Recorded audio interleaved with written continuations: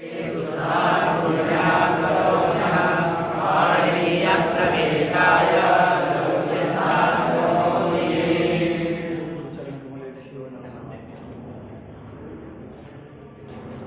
हम लोग प्रयोगों को पढ़ेंगे। कैसे अभी तक जो 3-4 दिन में हमने जितने सूत्र पढ़े उन सूत्रों के द्वारा शुद्ध्युपास्य मध्वरिः धातृंसः लाकृतिः इन सभी प्रयोगों का साधुत्व कैसे इन सारे सूत्रों से होगा यह सब हम लोग पढ़ेंगे। देखिए पहले शुद्ध्युपास्य की चर्चा करते हैं, जिसमें सुधीभिः उपास्यः इस प्रकार लौकिक विग्रह करके सुधीभिः उपास्यसु इस अलौकिक विग्रह दशा में कर्तृकरणे कृता बहुलम शास्त्र के द्वारा तृतीया तत्पुरुष समास किया गया। समास होने के बाद सुको धातु प्रातिपदिकयोः इस सूत्र के द्वारा प्रातिपदिका अवयव जो सुप हैं उनका लुक हो जाता है, इससे सुधी उपास्य ये स्थिति बचती है। अब ये सुधी उपास्य जो स्थिति है यह एक समस्त पद की स्थिति है। ये समस्त पद है और समस्त पद में संहिता कार्य अनिवार्य होता है। संहितैक पदे नित्या नित्या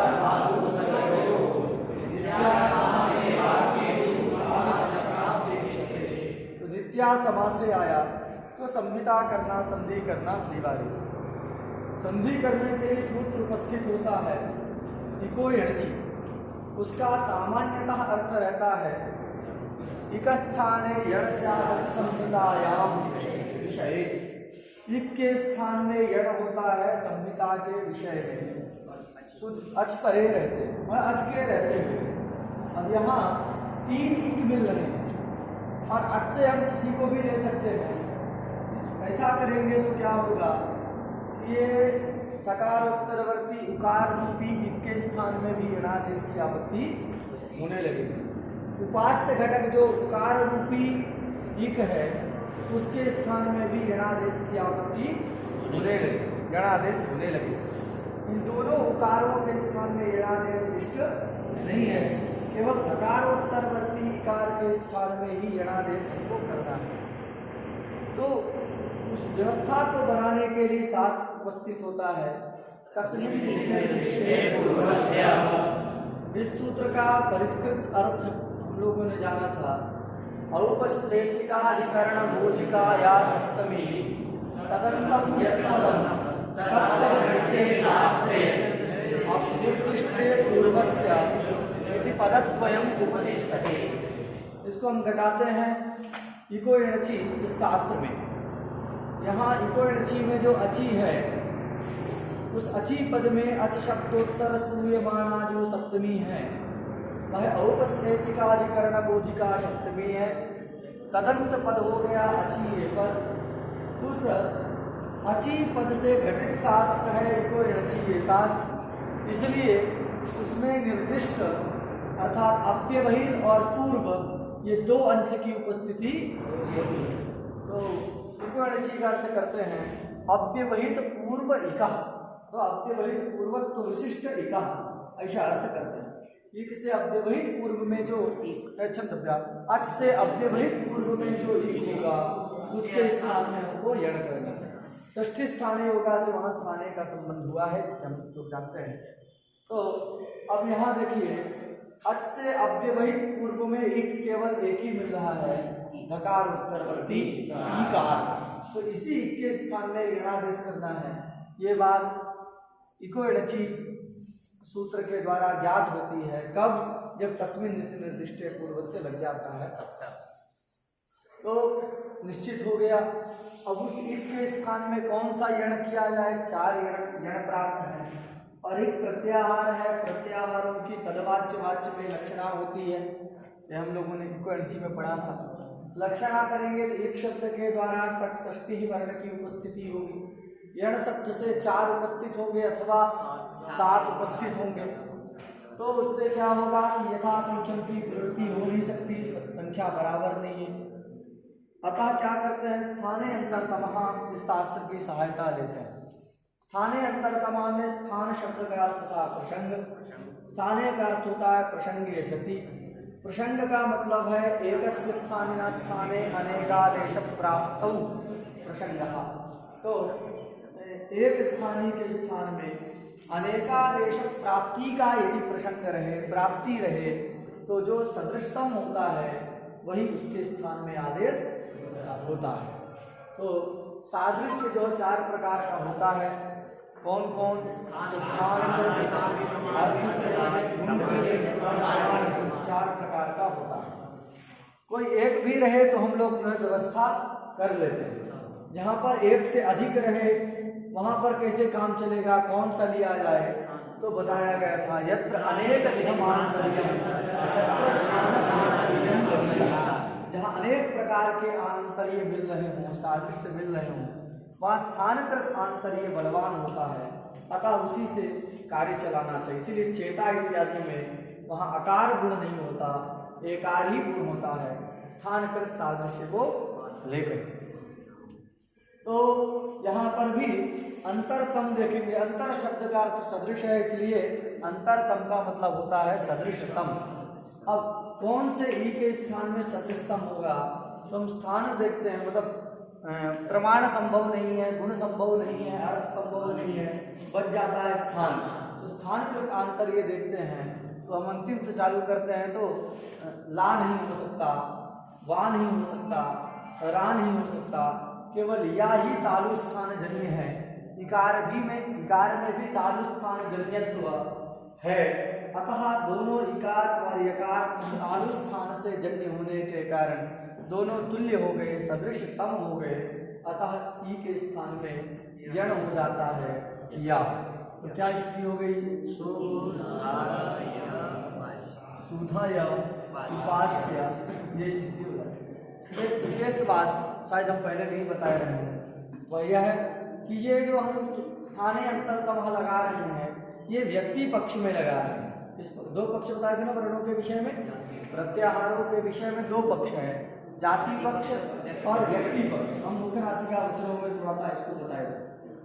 तो ये किस पक्ष में लगा रहे हैं स्थानीय अंतरतमा को? व्यक्ति पक्ष, क्योंकि एक शब्द के द्वारा षष्ठी व्यक्ति की उपस्थिति हो रही है। यण शब्द से 4 व्यक्ति की उपस्थिति हो रही है, यथा संख्या नहीं लगेगी। अगर जाति मानेंगे अर्थात धर्म मानेंगे तो जो है एक शब्द से कितने धर्म का बोध होगा? तो ई वर्ण है तो उसमें इत्व धर्म, वो 18 प्रकार के ई वर्ण में इत्व धर्म ही रहेगा। उ में उत्व धर्म, री में ऋत्व धर्म, लरी में लृत्व धर्म। एक शब्द से उपस्थित होने वाले जाति अर्थात धर्म कितने हैं? 4 धर्म हैं, इत्व, उत्व, ऋत्व, लृत्व। इस प्रकार 4 हो गए। यण शब्द से उपस्थित होने वाले जो होंगे या वा राला, उनमें भी 4 धर्म ही मिलेंगे, यत्व धर्म, वत्व धर्म, रत्व धर्म, अधत्व धर्म। तो अब जो है अगर जाति लेंगे तो बराबर हो गए कि नहीं? एक शब्द से 4 जाति की उपस्थिति है, यण शब्द से ही 4 जाति अर्थात 4 धर्मों की उपस्थिति है। तो जाति पक्ष में तो हम किससे काम चला लेंगे? यथासंख्यम जैसा समान से भी कार्य होता है। ये आपको याद रखना, कोई कहे कि यथासंख्यम से हो जाएगा तो उसका आशय गलत नहीं, क्योंकि किस पक्ष में हो जाएगा? जाति पक्ष में तो यथासंख्यम से काम हो सकता है, क्योंकि संख्या उसकी भी बराबर, जाति की संख्या और इसकी भी आदेश की संख्या बराबर। व्यक्ति पक्ष में हम जो स्थानीय अंतरतमा को लगा रहे हैं, क्योंकि व्यक्ति पक्ष में संख्या बराबर नहीं है, तो ये व्यक्ति पक्ष में ही लगता है। ये शायद पहले नहीं बताया हूँ, इसलिए इसको ध्यान रखिएगा कि जाति पक्ष में स्थानीय अंतरतमा से काम हो जाएगा और व्यक्ति पक्ष में जाति पक्ष में यथासंख्यम से कार्य होगा, स्थानीय अंतरतमा से व्यक्ति पक्ष में कार्य करना। चलिए किसी से भी कर लीजिए, ई के स्थान में होगा या, तो यणादेश कर लिए तो सुधय उपास्य, ये स्थिति जो है बन जाती है। सुधय उपास्य बन जाने के बाद सूत्र उपस्थित होता है अनचिचा। अनचिचा को 2 अंश में हम विभक्त करते हैं, अनचि या निषेधांश, चा ये विध्यंश, चा विधान करता है। उस चा अंश में अचोरहाभ्यम द्वे से अचह की और द्वे की अनुवृत्ति आती है, तथा यरो मयो द्वे वाद यरो नासिके नासिको वा से यरह और वा दो पदों की अनुवृत्ति आती है। आचाह में जो पंचमी है वह दिव्योग लक्षणा पंचमी है, इसलिए तस्मात् इत्युत्पन्न से परिभाषा लग जाती है, जिससे अर्थ होता है अद्वितीय वहित परत्व विशिष्टस्य यरः द्वैवासिकः, ऐसा जो है विध्यंस का अर्थ। अच से अव्यवहित पर में जो यर है उस यर को द्वित्व होता है। यहाँ देखिए अच है सकार उत्तरवर्ती उकार, उससे अव्यवहित पर में यर है धकार, उस धा को जो है द्वित्व हो जाता है इस सूत्र के द्वारा। विकल्प से करता है, जिस पक्ष में द्वित्व हो जाएगा तो सु धा धा य उपास्य ये स्थिति, द्वित्व नहीं होगा तो सुधय उपास्य ये स्थिति करेगी। इसमें दूसरा अंश है अनचि। ये अनचि में प्रसज्य ने दो प्रकार के ने हैं, दो जो समाज चातो परिदास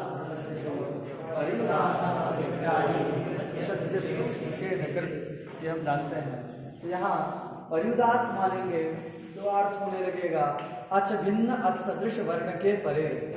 तो कौन वर्ण मिलेंगे? हरि मिलेंगे। तो इतना सब करने की अपेक्षा सीधे हरि कह देते जिसमें लागा होता, हरि नहीं कहा। इससे पता चलता है कि यहाँ प्रसज्य ही इष्ट है, परिदास इष्ट नहीं है। प्रसज्य मानते हैं तो क्या करता है? निषेध करता है, अच परे रहते तो नहीं करता है, ऐसा अर्थ करता है। तो यहाँ इसीलिए उपास्य में जो ये आपको पकार आदि पकार दिख रहा है, वो पकार भी यद्यपि यर में आता है लेकिन उसको द्वित्व नहीं होता। क्यों नहीं होता? क्योंकि पर में अच्छी है कि नहीं? अच पर में नहीं होना चाहिए इस शास्त्र के द्वारा द्वित्व करने के लिए। तो अच परे रहते द्वित्व का ये निषेध करता है। यहाँ शुद्धि उपास्य हम द्वित्व कर दिए, वैकल्पिक तो सुधा सुधा धा या उपास्य ये स्थिति हो जाती है। अब ये स्थिति हो जाने के बाद क्या होता है? सूत्र प्रवर्तित होता है झलाम झषति। ये झलाम झषति सूत्र का अर्थ क्या है? झसभ्य वही पूर्वगतो विशिष्टस्य झलम स्थाने झस्यात्, ऐसा अर्थ होता है। झल से ले लिए हम किसको? ये धकार झस को। ये यकार झस नहीं है, इसलिए इसको झल को धकार को द्वितीय धकार को इस सूत्र के द्वारा जस्व नहीं होता। झस में आता है केवल दो वर्ण, मतलब चतुर्थ और तृतीय ही झस में आते हैं। तो धा ही हमको मिल पाएगा झस शब्द के द्वारा। तो झस हो गया ये द्वितीय धकार, उससे अव्यवहित पूर्वत्व विशिष्ट झल है प्रथम धकार, उस धकार के स्थान में जस हो गया। स्थानीय अंतरतमा की सहायता से यहाँ पर जो है क्या होगा? जस्ट होकर के दाही होगा, दाही होगा। तो क्या क्या स्थिति हो गई?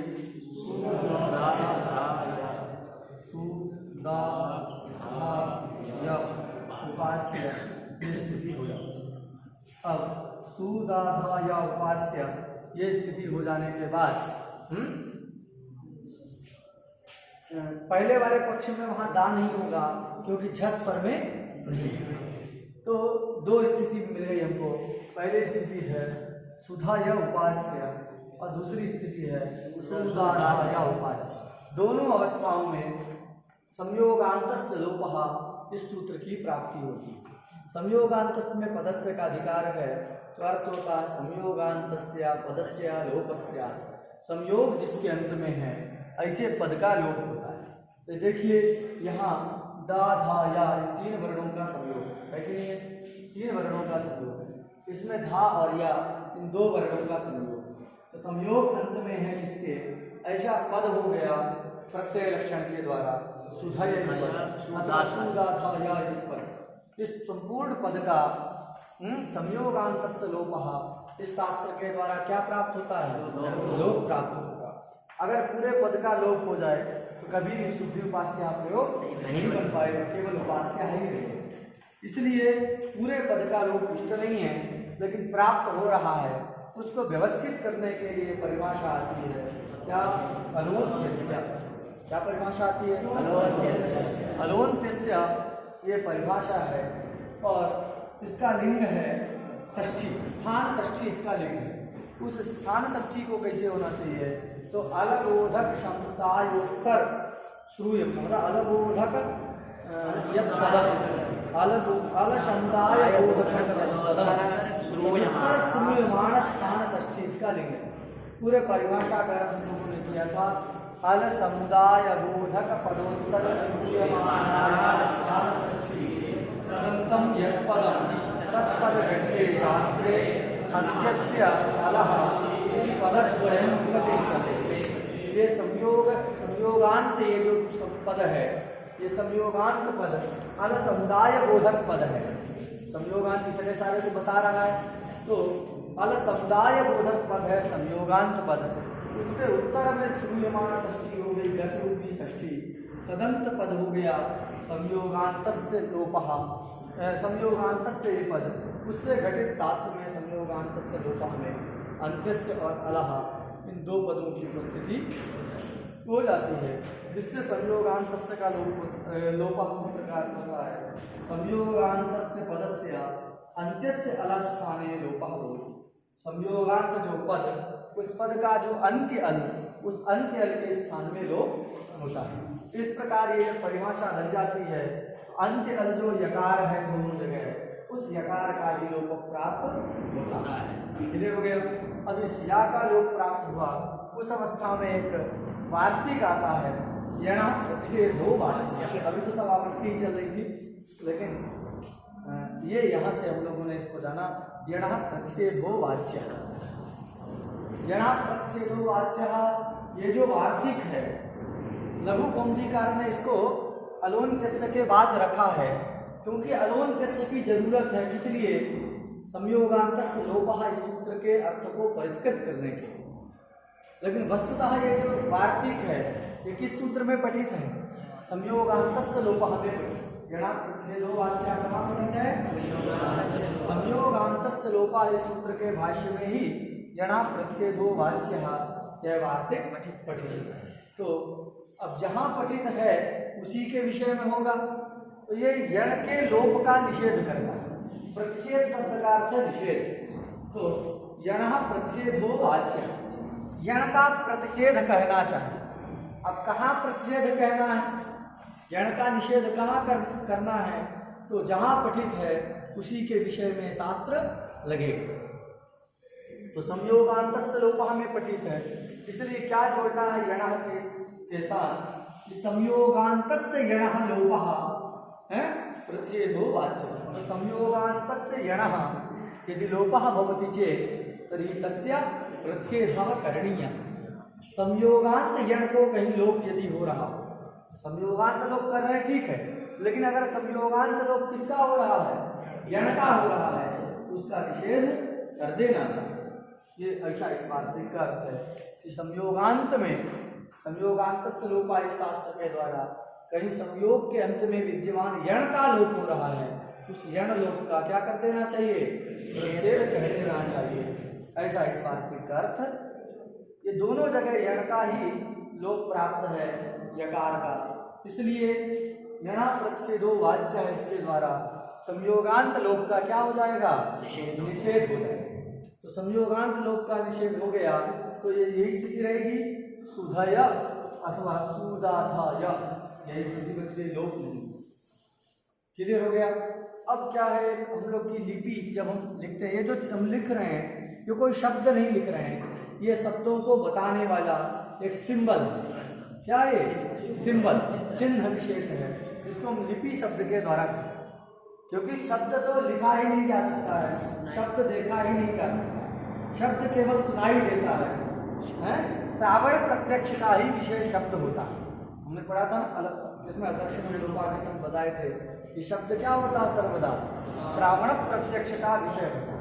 उसका लक्षण भी शब्द का अन्नम भट्ट करते हैं, क्या लिखते हैं?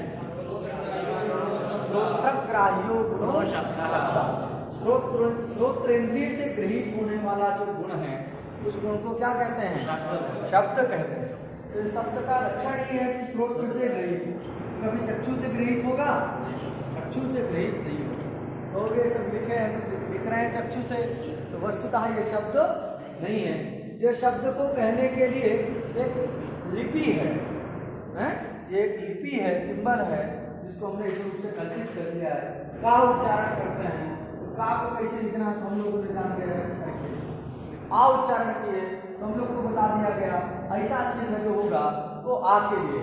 अब अन्य जगह इसी वर्ण को आ उच्चारण वो भी करेंगे लेकिन लिखने का जो है सही बदल जाता है। ये जो है आ है कि नहीं देवेंद्र, ये भी आ है, ये ग्रामीण लिपि में जो है आ ऐसा लिखते हैं। माँ लिखना है तो ये लिखे, ये माँ माँ, ये ता लिखना है ये ता। तो लिपि बदल गई, उच्चारण वही है। क्या है ये लिपि अपने जगह अलग, किसी को हम लोग को ये सिखाया गया आ इस शब्द का उच्चारण जब करते हैं उसके लिए ये संकेत समझा। अन्यत्र जो है दूसरे भाषा में जो है देवनागरी को छोड़ करके उड़ीसा में जैसे है तो ये आ के लिए ये सिंबल माँ के लिए इस प्रकार का ये सिंबल यूज बनाए, ता के लिए छा की तरह बनाते हैं कि नहीं? ऐसा सभी वर्णों का है जी। ये क्या कहते हैं जी? नहीं, यह तो भाषा है, लिपि का अलग कुछ नाम है। जैसे हिंदी हमारी भाषा है, ये हिंदी लिपि थोड़ी है, ये देवनागरी जो हम लोग लिखते हैं इसको देवनागरी कहते हैं, इसका नाम है। उसी प्रकार ये उड़ीसा में उपयोग होती है भाषा है उड़िया। उड़िया भाषा में ऐसे लिपि का चिन्ह का प्रयोग किया जाता है। उसको कुछ शायद कहते हैं, ब्राह्मणी तो नहीं कहते, कुछ ऐसे ब्रह्म से कुछ संबंध पता करना। अरे हमको मालूम था, निकल गए दिमाग से। तो इस प्रकार अलग लिपि होती है। तो ये जो हम देख रहे हैं ये क्या है सर? ये सब लिपि है, चिन्ह है, वस्तुतः ये सारे शब्द नहीं है। ये रोगे तो क्या बता रहे थे? गणक से दो वाच्या तो हो गए, लेकिन जब हम लिपि बनाते हैं, लिपि लिखते हैं तो उसके लिए कुछ नियम हम लोग तय करके रखते हैं। कैसे कुछ नियम होते हैं? तो जो देवनागरी लिपि है उस लिपि के लिखने का नियम है कि अगर कोई अच नहीं रहेगा, बाद में अच है तो हल वर्ण भी क्या होगा? अच के साथ जुड़ जाएगा। ऐसा देवनागरी लिखने का एक शैली है, उसको कहते हैं अज्जीनम परेण संयोज्यम। जिसको न याद हो याद कर लीजिए, क्या है अज्जीनम? अज्जीनम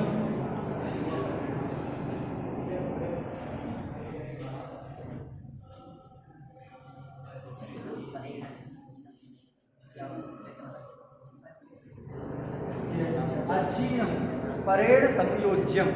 अच से हीन जो वर्ण होते हैं उनको बाद वाले के साथ क्या कर दिया जाता है? संयोग कर दिया जाता है, जोड़ दिया जाता है। अज्जीनम परेण संयोज्यम, इस नियम के अनुसार। अब देखो जो या है उसको अच से हीन है कि नहीं है, उसको बाद वाले उकार के साथ जोड़ दिया जाएगा तो ऊ आकर के इस या में मिल जाएगा तो बन जाएगा यू। क्या बन जाएगा? यू। और धा को जो नीचे लिख देते हैं तो क्या रूप बनता है? सु यू यू पास बनता है, शुद्ध यू पास। इसको जब बनाए तो यहाँ बन जाएगा शुद्ध पास। ये दो रूप बने। इसके बाद पुनः प्राधिप एक देश विकृत मनन्यवत के अनुसार प्राधिपतिक संज्ञा है, अतः सौजस मोड से सु आएगा। सु को रुक्त विसर्ग होकर के शुद्ध्युपास्य के बाद में विसर्ग लाना है।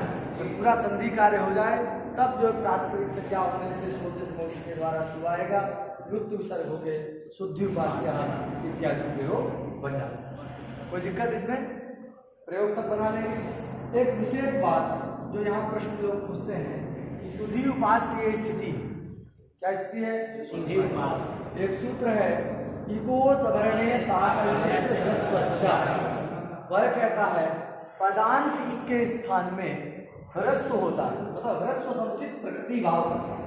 तो ये जो है इक दिख रहा है कि नहीं? इक है इकार, और पदांत भी है कि नहीं है? हमने बताया था प्रत्यय लोपे प्रत्यय लक्षण के अनुसार ये सुधी भी क्या है? पद। सुधी जब पद है तो इकार क्या हो जाएगा जी? पदांत हो जाएगा। तो पदांत इक मिल गया, सुधी में इकार, उस इकार के स्थान में ह्रस्व समुचित प्रकृति भाव होकर के क्या रूप बनना चाहिए था? सुधी उपास्य ऐसा बनना चाहिए। यहाँ पर यणादेश आप कैसे कर रहे? तो उसका समाधान है न समासे। ये वार्तिक है, वहीं पर लिखा है वाक्य स्व, यानी समास में जो है ह्रस्व समुचित प्रकृति भाव नहीं होता है। तो ये समास को आप लोग इतने दिन से पढ़ ही रहे हैं रोज रोज कि सुधी उपास्य में क्या हुआ है, समास है, इसीलिए संधि कार्य हम कर रहे हैं। तो समास है, अतः न समास से इसके द्वारा ह्रस्व समुचित प्रकृति भाव का निषेध हो जाता है, इसलिए प्रकृति भाव नहीं हुआ, यण कार्य हो जाता है। क्लियर हो गया। कोई कहे कि जो है यण का निषेध हो जाएगा ना भू सुधियो, भू शब्द को और सुधी शब्द को यण नहीं होता है, ऐसा एक सूत्र है, न भू सुधियो।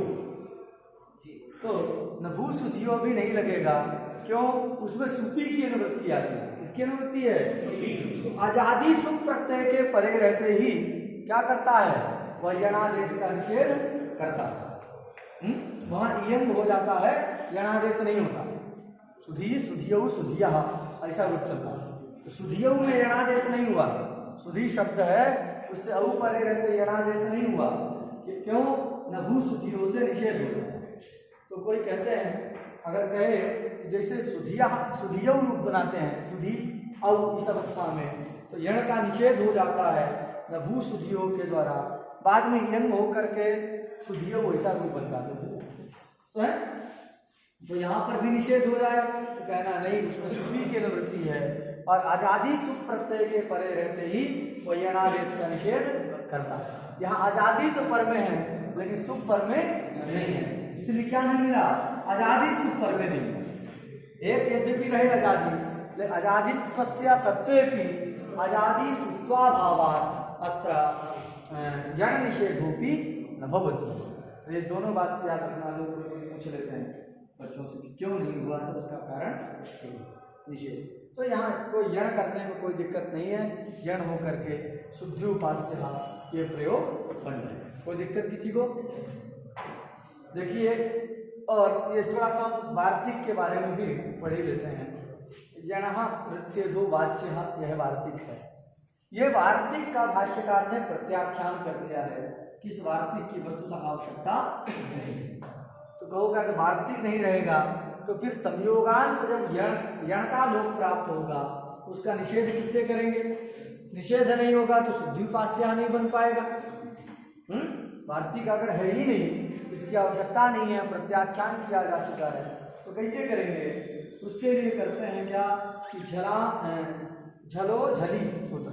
क्या सूत्र है? झलो झली। तो झलो झली सूत्र के द्वारा झलो झली, तो झलो झली सूत्र के द्वारा ये झला की अनुवृत्ति आ जाए, इसकी अनुवृत्ति कर लेते हैं, झला की अनुवृत्ति कर लेंगे और संयोगांत में लोप करना है। और किसमें अनुवृत्ति करना है? संयोगांतस्य लोपा में। किसमें करना है? संयोगांतस्य लोपा में करना है। और उसका अर्थ करेंगे क्या कि किसका लोप होता है? संयोगांतस्य पदस्य अंत्यस्य झलः लोपस्य। अंत्य अल कौन होना चाहिए? झल। अंत में यदि झल रहेगा तो झल का ही लोप होता है। और झल झमे से लेकर ला तक बनता है, उसमें या वारा स्वतः नहीं आता। समझा गया?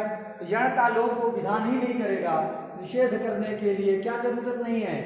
यणा प्रतिषेधो वाच्य, ये निषेधक वार्तिक की आवश्यकता नहीं है। क्यों? क्योंकि ये संयोगांतस्य लोपः जो शास्त्र है वो किसका लोप करता है? संयोगांत में झल का ही लोप करता है, झल से अतिरिक्त वर्ण का लोप नहीं करता है। और झल में यण तो आता ही नहीं है, तो यण के लोप की प्राप्ति ही नहीं है, वार्तिक बनाने की जरूरत नहीं है, ऐसा भाष्यकार ने सिद्ध किया। और दूसरे प्रकार से भी कहते हैं, क्योंकि ये संयोगांतस्य लोपः जो शास्त्र है वो 8वें अध्याय का है। आप पुस्तक में देख सकते हैं कि 8वें अध्याय का शास्त्र, और जो यण करने वाला शास्त्र है वो 6ठे अध्याय है कि नहीं? तो क्या होगा कि इसकी दृष्टि में वो सिद्ध हो जाएगा। अथवा यूं समझिए कि जब यण करना है तो 2 पद चाहिए, बाद में अच चाहिए और एक चाहिए कि नहीं? तो 2 वर्णों की 2 पदों की अपेक्षा है ये यण हो रहा है, एक उपास्य पद, दूसरा शुद्धि पद। 2 पद चाहे आवश्यक है कि नहीं? 2 पद अपेक्षित है। और जो है क्या है,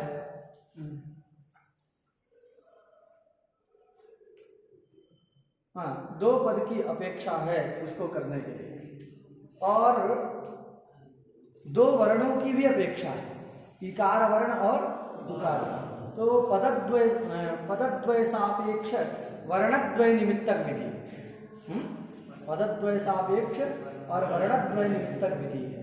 अतः वो क्या हो जाएगी, बहिरंग। जिसमें दो की अपेक्षा हो वो क्या होता है, बहिरंग होता है।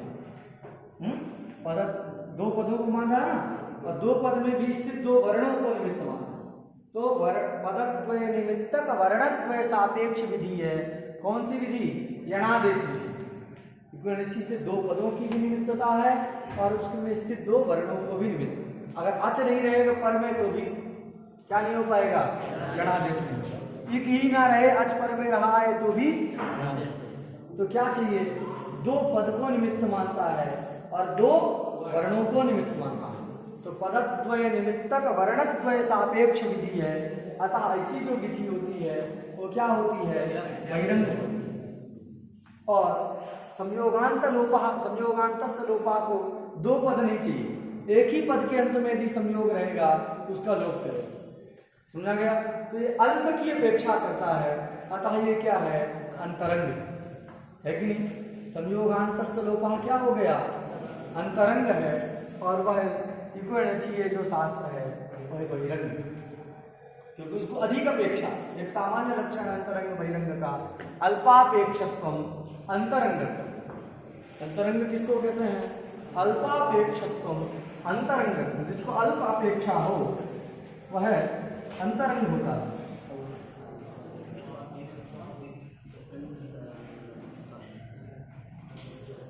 बहुत सारे लक्षण हैं, आगे हम पढ़ेंगे। अल्पापेक्षत्व,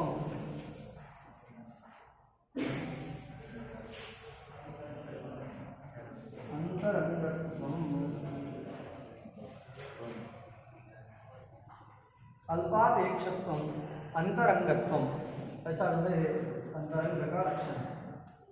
और बहुपेक्षत्व,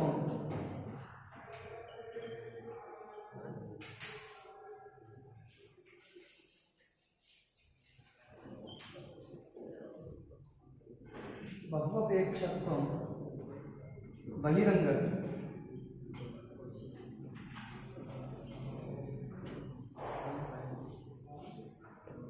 अल्पापेक्षत्व अंतरंगत्व, बहुपेक्षत्व बहिरंग। जिसको ज्यादा अपेक्षा हो वो क्या होता है जी, बहिरंग, और जिसको कम अपेक्षा हो वो अंतरंग होता है। आपके यहाँ कोई जो है आपका बहुत घनिष्ठ मित्र आए, अत्यंत कोई घनिष्ठ मित्र आए, आपका भाई आए, तो उसके साथ कोई आपका पर्दा रहता है। आप खा रहे होगे, जो भी कुछ रोटी खा रहे हो, सब्जी खा रहे हो, वही जो है कहोगे आओ तुम भी बैठो, होगा कि नहीं। उसको कोई बहुत अपेक्षा नहीं है कि आप उसके लिए बहुत पकवान बनाइए, वो बनाइए, कोई अपेक्षा है उसको नहीं अपेक्षा। और कोई सब्जी आ जाए तो आप वो खाना खिलाओगे उनको, तुरंत जो उसको साइड करके तुरंत बनेगी पकवान, खीर पूरी ये सब बनाओगे, इसके बाद तो उनको क्या है, उनको अधिक अपेक्षा है। आप नहीं किए तो नाराज हो जाएंगे। वो आए हैं आपके घर में, कोई समझी अथवा कोई रिश्तेदार आए हैं और उनका सम्मान ना किया जाए, कोई प्रणाम ना, एक व्यक्ति प्रणाम भी नहीं किया तो नाराज हो जाता है कि हमको प्रणाम नहीं किया है, उनका पैर ना धोया जाए, तो ये छोटी छोटी बातों में भी नाराज हो जाते हैं। तो उनको बहुत सारी अपेक्षा रहती है कि हमारा सम्मान हो, उनको प्रणाम करें, पैर धोएं, बढ़िया बढ़िया खिलाएं, तो बहुत अपेक्षा है। तो क्या है, उनके साथ वो व्यवहार तो होता है लेकिन अंतरंगता नहीं रहती, क्योंकि जिसको अधिक अपेक्षा है वो क्या हो जाता है, बहिरंग रहता है। उनसे सब हम अपने अंदर की बात नहीं कह सकते, ऊपर ऊपर फॉर्मेलिटी वाला सब करेंगे, लेकिन अंदर की बात जो अपने क्या है, घर की स्थिति हम उनको नहीं बताते। कुछ ना रहे तो भी उनके लिए व्यवस्था करेंगे, लेकिन जो अपना मित्र हो, कोई अपने भाई हो, अपने पिता हो, पुत्र हो, उसके लिए कोई फॉर्मेलिटी नहीं, क्योंकि वो सब जानता है कि घर की स्थिति क्या है। उसके लिए, क्योंकि उसको कोई अपेक्षा नहीं है कि हम गए हैं तो हमारे लिए बने कि ये बने, ऐसा कोई अपेक्षा नहीं रखता। तो अंतरंग कहता है कि नहीं। तो ये अंतरंग बहिरंग का लक्षण क्या है, अल्पापेक्षत्व अंतरंग। जिसको आपसे अल्प अपेक्षा होगी वो आपका अंतरंग है, ये स्वाभाविक है कि नहीं? और जिसको अधिक अपेक्षा होगी वो क्या होगा? बहिरंग होगा। हम कभी कभी बात करते हैं रिश्तेदारों से, करते हैं कि नहीं? 6 महीना में कभी एक बार, साल भर में एक बार, लेकिन अपने घर वालों से कभी भी फोन उठा करके जो आप कर लीजिए, माता पिता से कभी वो नहीं। क्यों? क्योंकि वो अंतरंग है। उनके ये नहीं है आपको दिक्कत है कि हम फोन करेंगे तो नाराज हो रहे हैं, ऐसा नहीं। बाकी को लगेगा रोज रोज फोन कर रहा है। तो इसलिए जो अल्प अपेक्षित होता है वो क्या होता है जी? अंतरंग। और जो ज्यादा अपेक्षा करे हो बहिरंग। अच्छा समझा गया? अल्पापेक्षित्वम अंतरंग, बहुअपेक्षित्वम बहिरंग। अब इको एनर्जी को देखो कितनी अपेक्षा है, 2 पद 2 वर्ण, है कि नहीं? इको एनर्जी को 2 पद चाहिए, 2 पदों को निमित्त मानना है, और 2 वर्ण भी उसको अपेक्षित है, आचे वर्ण और इक वर्ण, है कि नहीं? तो पदद्वय निमित्तक वर्णद्वय सापेक्ष विधि है, अधिक की अपेक्षा करती है, अतः यण विधि किसी विधि है वह बहिरंग विधि, है कि नहीं?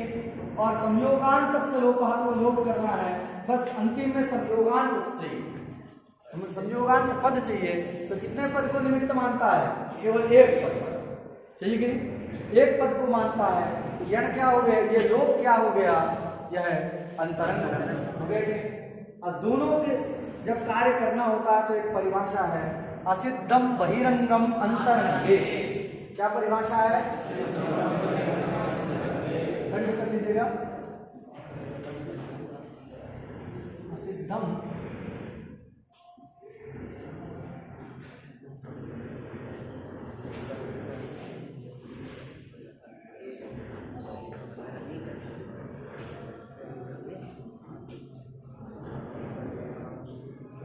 असिद्धम बहिरंगम अंतरंगे। क्या परिभाषा है? असिद्धम बहिरंगम अंतरंगे। अंतरंगे के बाद में एक कर्तव्य पद का अध्याहार करिए। क्या करना है? कर्तव्य परिभाषा में नहीं प्रविष्ट है, लेकिन अर्थ करते समय अंतरंगे के पास में कर्तव्य पद का अध्याहार। तो अर्थ क्या होगा?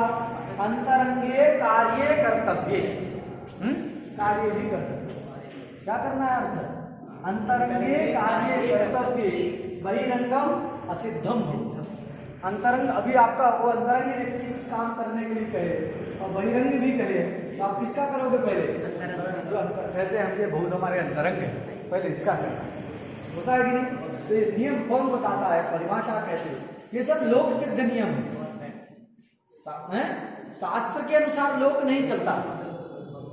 सब जगह शास्त्र के अनुसार लोक नहीं चलता। लोक जिसे चलता है उसे क्या बनाया जाता है?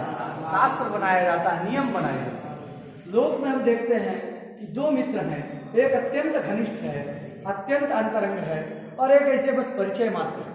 अब काम करना पड़ जाए तो पहले किसका काम करेंगे? पहले अत्यंत घनिष्ठ वाले का करेंगे कि नहीं? और वो तो छोड़ दो, अभी हमारा उससे भी ज्यादा अंतरंग क्या? हमारा शरीर। जब अपने शरीर की बात हो तो उसको भी छोड़ करके अपने ही कार्य करेंगे कि नहीं? तो क्योंकि वो अत्यंत अंतरंग है। तो अंतरंग में जब कार्य करना हो तो बहिरंग क्या हो जाता है? असिद्ध हो जाता है। असिद्ध मतलब वो हुआ ही नहीं, वो है ही नहीं, ऐसा हम मान लेते हैं। और अंतरंग कार्य करना तो मान लेते हैं कि दूसरा है ही नहीं, अभी तुमको इसी को देखना है। तो ये परिभाषा क्या है? असिद्धम बहिरंगम अंतरंगे। अर्थ क्या है? अंतरंगे कार्य कर्तव्य बहिरंगम असिद्धम होती। बहिरंग असिद्ध हो जाता है। बहिरंग 2 प्रकार का होता है, एक जात बहिरंग और एक समकाल प्राप्त बहिरंग। कितने प्रकार का होता है? जात बहिरंग, जात बहिरंग और समकाल प्राप्त बहिरंग।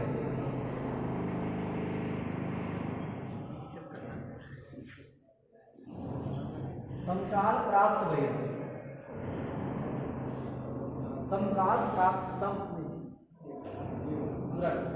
समकाल, ठीक। जात बहिरंग और समकाल प्राप्त बहिरंग 2 प्रकार का बहिरंग होता है। जात बहिरंग का मतलब वो है जो काम किया जा चुका है। जैसे हमने देखा ये इको एनर्जी कैसा बहिरंग है? ये जात बहिरंग। यण कर चुके हैं कि नहीं कर चुके हैं? यण हो चुका है, बाद में हमको अंतरंग करना है, तो कैसा बहिरंग है? जात बहिरंग। और कोई ऐसा स्थल मिलेगा, अभी हम संधि में ही पढ़ेंगे, अर्थ संधि में ही आगे, कि जो है एक साथ दोनों की प्राप्ति, अंतरंग भी उसी समय प्राप्त है और उसी समय बहिरंग भी प्राप्त है।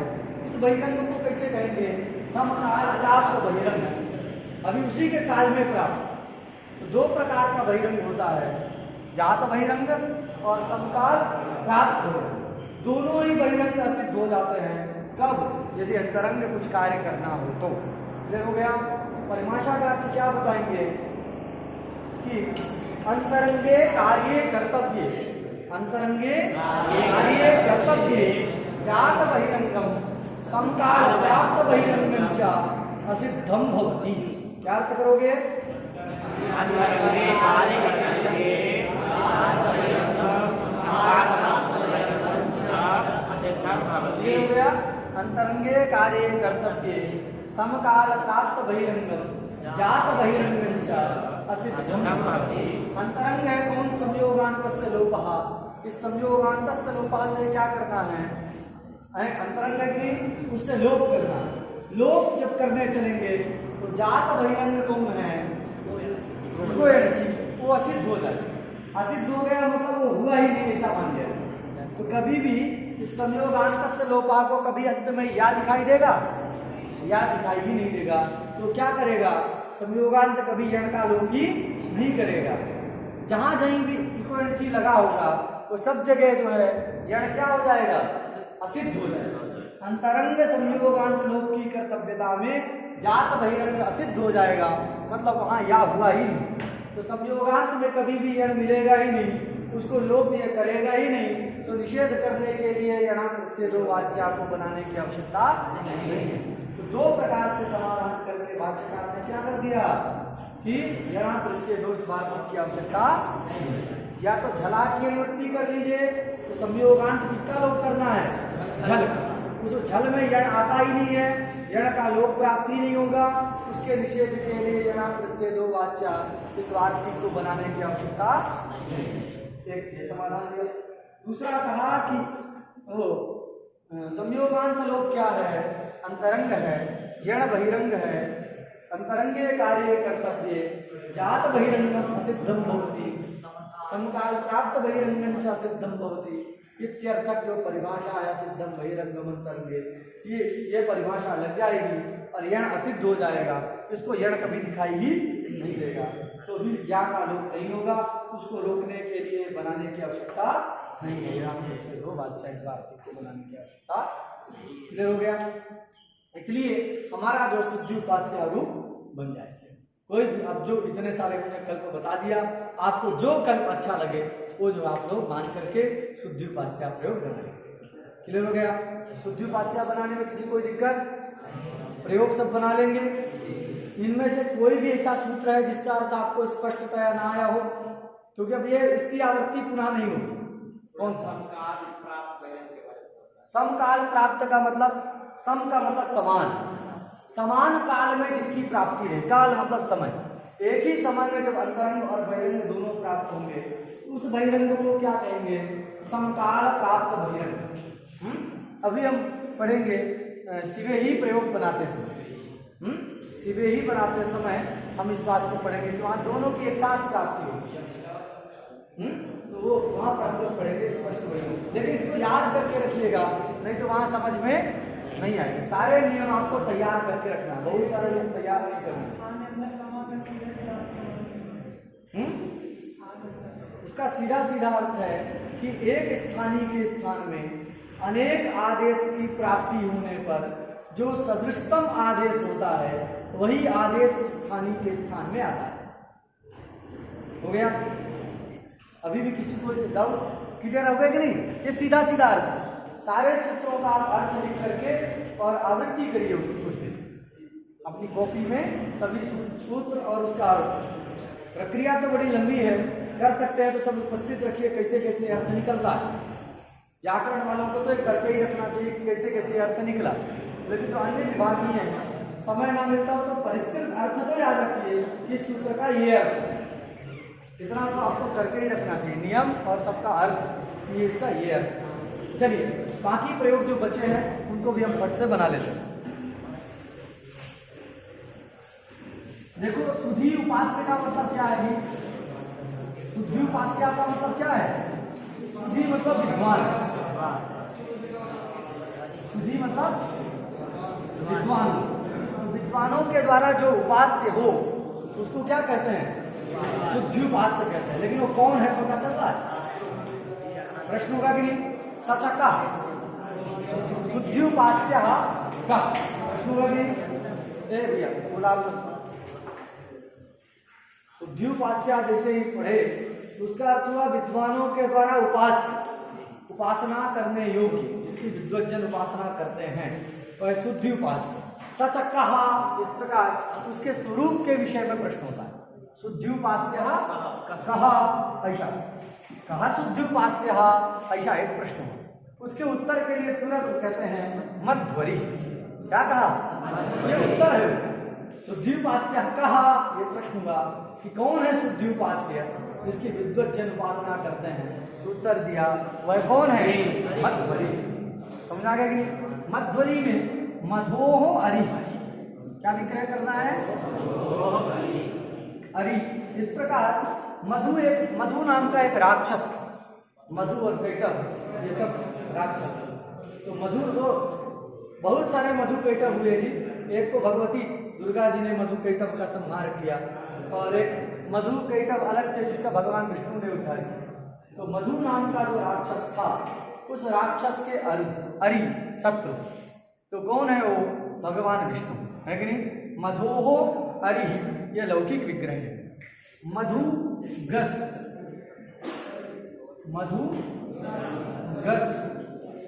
अरि सु ये इसका अलौकिक विग्रह है। यहाँ पर सूत्र लगता है षष्ठी, जैसे राज्ञा पुरुषः यदि राजपुरुषा बनाते हो तो यहाँ पर भी मधु गस इस षष्ठ्यंत समर्थ सुबंत का अरिसु इस षष्ठ्यंत सुबंत के साथ वह प्रथमांत समर्थ सुबंत के साथ षष्ठी सूत्र के द्वारा समास होता है। समास हो गया कि पूरे समुदाय की कृत तद्धित समासाश्चा के द्वारा प्रातिपदिक संज्ञा होने के बाद सुको धातु प्रातिपदिक के द्वारा तदव्यय सुख प्रत्ययों का लुक क्या स्थिति बच गई? मधु अरि। अब यह मधु अरि जो है यहाँ पर समास होता है कि समासे संहिता नित्या भवती यदि कृत्वा इको से यहाँ पर क्या करना है? गणादेश करना है। अब यहाँ एक ही क्या प्राप्त है? एक ही है। तो यहाँ पर यह समस्या नहीं होगी कि पूर्व को किया जाए कि पर को किया जाए। समझा गया? अलग से उसकी जरूरत नहीं है सूत्र लगाने की, तस्मिन् इति निर्दिष्टे पूर्वस्य की। किंतु जो परिष्कृत अर्थ किए हैं उसके लिए तो सूत्र की आवश्यकता है, क्योंकि वो सूत्र में ही उपस्थित हुआ है। अभी को इसी का ही अर्थ हो गया है क्या? अजप्य भाई स्थाने अचि संहिताय, अचि कहने की आवश्यकता नहीं है। अजप्य भाई पूर्वत्व विशिष्ट स्थाने संहितायाम विषय ऐसा अर्थ हो गया है। यह कैसे निकला है? तो इसकी सहायता से। तो उसको आप इसके सहाय्य के लिए इसका यूज कर सकते हैं। परीक्षा में लिखते समय अलग अलग आप लगाएंगे तो इसकी जरूरत नहीं है, क्योंकि जैसे लघुपंक्ति आप लोग पढ़े होंगे उस तरीके से जहाँ जरूरत नहीं, क्योंकि संदेह ही नहीं होता है कि पूर्व को करना है कि पर को करना। कहीं संदेह हो तब तो जरूरत, लेकिन परिष्कृत अर्थ जब आप कर रहे हैं उस तरीके से जैसे हम लोगों ने पढ़ा उस रीति से जब आप सूत्र प्रयोग बनाएंगे तो आपको ये उसका यूज करना पड़ेगा कि सूत्र की सहायता से इकोणची का एतादृश अर्थ हुआ। और उस परिष्कृत अर्थ में यहाँ देखो अच है अकार, तदव्य वैध पूर्वत्व विशिष्ट इक हो गया उकार, उसके स्थान में यणादेश करेंगे। जाति पक्ष में जो है दूसरे नंबर में क्या है? यहाँ उत्त जाति है, उसके स्थान में वत्व जाति वाला आ जाएगा। स्थाने अंतरतमा सूत्र से नहीं यथा संख्यम उद्देश्य समान, अथवा स्थानीय अंतरतमा लगाएंगे तो ऊ का उच्चारण स्थान क्या है? ओष्ठ है, और इन चार में से ओष्ठ वाला है वा, वकारस्य ऊ के स्थान में क्या हो गया? वा। क्या स्थिति हो गई? मध्वा अरि, मध्वा अरि।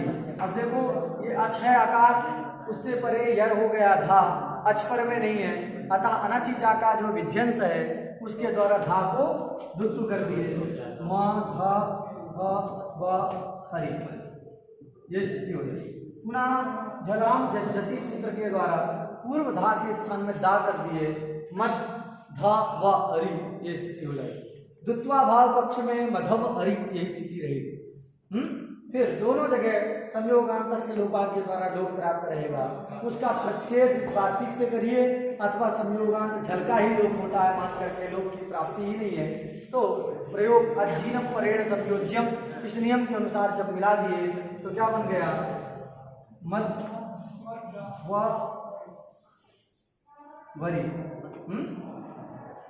मध्वरी ये रूप बनता। और अथवा ये इस पक्ष में जब द्वित्वा भाव पक्ष में तो मध्वरी ऐसा विसर्गों के मध्वरी दोनों लोग। तो कैसा है जी, कहा प्रश्न था ना, जीवपास्य कहा कहे मध्वरी, सच कीदृशः, तो मध्वरी कैसे है, तो कहा धात्रंसः, क्या कहा, धात्रंसः, धाता अंशः यस्य, धात्रंसा में कौन समास है जी, ये बना लिए।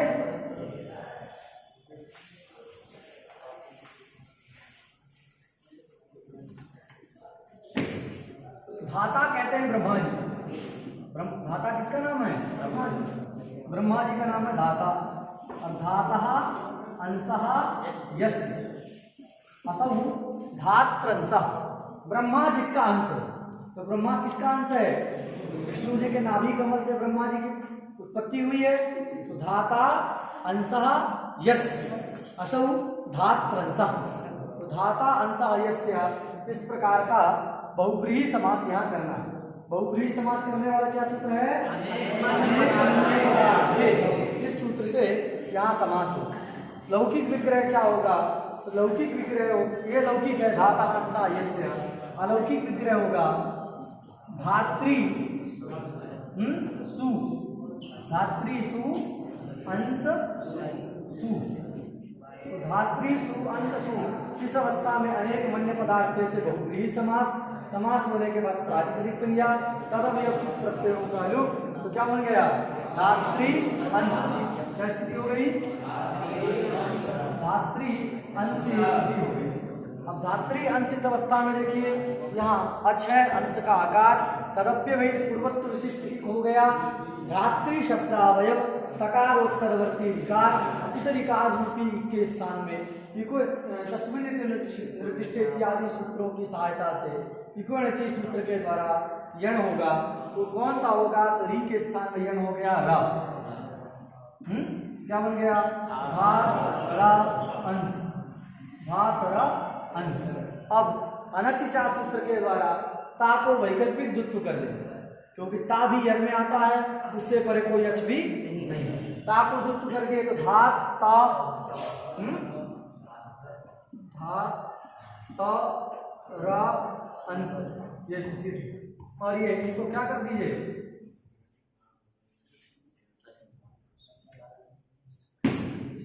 ये ता और रा को मिला देंगे तो क्या बन जाएगा, त्रा, और अंश का आ उसमें मिल जाएगा किस नियम से, अजीनम परेण संयोज्यम, तो पूरा जो त्रा बन जाएगा अंश को मिला करके, तो क्या बन गया, प्रयोग क्या बनेगा, धात्रंसः, क्या रूप बनेगा, धात्रंसः। और जिस पक्ष में द्वित्व नहीं होगा तो धात्रंसः, एक बीच में जो ता दिख रहा है ये ता नहीं रहेगा, तो धात्रंसः ये रूप बनेगा। धात्रंसः मतलब विष्णु, धात्रंसः मतलब विष्णु। कुछ लोग बहुब्रीहि जो तत्पुरुष भी करते हैं, धातु अंशः, धातु अंशः, धाता मतलब ब्रह्मा जी, तो ब्रह्मा जी का जो अंश है उसको क्या कहते हैं, धात्रंसः। तो नारद आदि जो ऋषि हैं वो सब धात्रंसः से ग्रहित होते हैं, तो धातु अंशः इति धात्रंसः कहा नारदा, ऐसा दो लोग करते हैं। लेकिन हमको जो है ये बहुब्रीहि वाला ज्यादा युक्त लगता है, क्योंकि भगवान विष्णु का ही सब चल रहा है, तो नारद के बीच में क्यों लाएंगे, तो धाता अंशः यस्य, इस प्रकार धाता ब्रह्मा जिसके अंश हैं, असौ धात्रंसः कहा विष्णु। पुनः कीदृश, ये सब तो पता चल रहा है जी, लेकिन उसके स्वरूप का अभी तक ज्ञान नहीं हुआ। जैसे पूछे, कोई पूछता है कि भाई बुखार की दवा क्या है, किसी ने पूछा बुखार की दवा क्या है, तो एक वैद्य ने बताया कि जिसको खाने से बुखार भाग जाए वही क्या है, बुखार की दवा है। गलत कहा उसने, पूरा एकदम फिट कह रहा है। जिसको यद भक्षणेन ज्वर निवृत्ति तदेव ज्वरस्य औषधम, हमेशा कोई कहता है। किसी ने पूछा ज्वरस्य औषधम किम, ज्वर की दवा क्या है, वैद्य ने कहा यद भक्षणेन ज्वर निवृत्ति तदेव तस्य औषधम। बिल्कुल गलत नहीं कहा, लेकिन ये व्याख्यान से जो है उस दवाई के स्वरूप का ज्ञान नहीं। शुद्धि उपास्य कौन है, कहे जिसका जो है जो मधुकारी है वही जो है शुद्धि उपास्य, जिसका अंश ब्रह्मा है वही शुद्धि उपास्य। स्वरूप का ज्ञान नहीं हो रहा, उसको बता दिया जाए ये पैरासिटामॉल खाओ है तो क्या हो गया, स्वरूप का ज्ञान हो गया कि नहीं औषध का। बात तो ठीक ही कह रहा था पहले भी, जिसको खाने से ज्वर भाग जाए वही दवा है, बात तो सही है, लेकिन उसका क्या नहीं हुआ, उससे स्वरूप का ज्ञान नहीं हुआ। दवा के औषध के स्वरूप का ज्ञान नहीं हुआ, स्वरूप का ज्ञान अभी भी नहीं हो रहा, शुद्धि उपास्य कहने से भी नहीं हो रहा है, मध्वरी कहने से भी नहीं हो रहा, धातु प्रंसा से भी नहीं हो रहा। तो क्या है स्वरूप, कीदृशः सः है लाकृति, क्या कहा लाकृति, लरी की तरह जिसकी आकृति है, किसकी तरह लरी, टेढ़ा सा रहता है ना लरी, तो कभी आप देखे होंगे बांसुरी बजाते हुए टेढ़े से जब कमर इधर जा रही है, गर्दन इधर झुकी है, पैर कहीं और है? तो इस प्रकार लरी की तरह टेढ़ी आकृति वाले जो भगवान हैं वही जो शुद्धि उपास्य है कि नहीं। तो अब उसका लौकिक विग्रह कई प्रकार से करते हैं। बस दो आप निकल जाइए, 2 मिनट में खत्म करते हैं, कल यही इसी विषय को नहीं हम पढ़ेंगे। तो लाकृति कैसे है, तो लरी रिव आकृति यस्य, अथवा लरी शब्द को कुछ लोग नपुंसक मान करके लृणः आकृति, आकृति आकृति इव, आकृति यस्य, ऐसा करते, मतलब लरी की आकृति की तरह, आकृति है जिसकी, लरी की जो आकृति, अब लरी की तरह ही नहीं होंगे ना सेम, लरी की जो आकृति उसके समान आकृति वाला जो है उसको क्या कहते हैं, लाकृति। लृणः आकृति एव आकृति यस्य, जैसे मधुनः बनता है ना, नपुंसक लिंग को क्या बनता है, तालुनः मधुनः, उसी लरी शब्द में बनेगा लृणः। लृणः आकृति यस्य असौ लाकृति। लौकिक विग्रह है, अलौकिक विग्रह होगा लरी सु आकृति सु, ऐसा ही कर लीजिएगा, आकृति सु तात्पर्य संज्ञा व्यक्ति का लोगों के लरी आकृति, क्या स्थिति रही, लरी आकृति। यहाँ पर अच हो गया आकार, तदप्य वही पूर्वत्व विशिष्ट वर्ण है लरी वर्ण, इस पूर्ण लरी के स्थान में क्या हो जाएगा, ला आदेश हो गया, ल आकृति मिला दीजिए तो लाकृति, सु आया रूप सब लाकृति, ये प्रयोग बन जाएगा। तो आज हम लोगों ने सभी प्रयोगों के साधु प्रणाली के विचार किए। कल से हम नया प्रकरण जो है